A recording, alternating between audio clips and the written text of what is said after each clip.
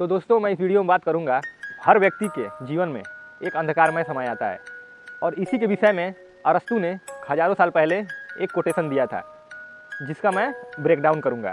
It is our darkest moment we see only the light, यानी हमें हमारे अंधकारमय समय में हमारा ध्यान जो होना चाहिए वो होना चाहिए आशा की तरफ, यानी लाइट की तरफ। एक्शन।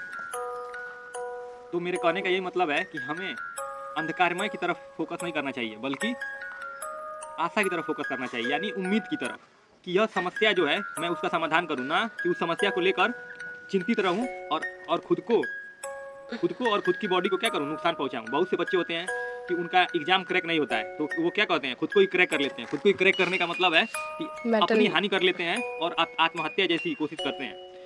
तो उनको यह पता होना चाहिए कि यह अंधकारमय समय जो है वो हर किसी के जीवन में आता है।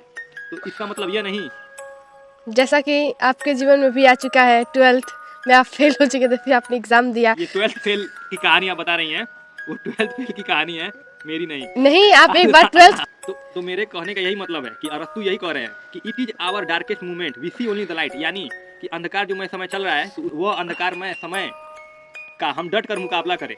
और जिंदगी यह नहीं कि एक जंग आप हार गए तो आप पूरी जिंदगी हार गए, नहीं, आपके पास समय है। वैसे समय किसी के लिए रुकता नहीं, लेकिन आप समय के साथ चलिए और जो अंधकारमय समय है उसको उजाले में तब्दील करने का प्रयास करिए। तो मेरे कहने का मतलब यही था कि अरस्तु भी यही कह रहे हैं कि हमारे अंधकारमय समय में जो हमारा ध्यान होना चाहिए वो होना चाहिए उसके हल पर, यानी अंधकारमय समय हमारा कैसे दूर होगा उस पर फोकस करने के लिए। बस अंत में मैं बस यही कहना चाहूँगा। जय हिंद।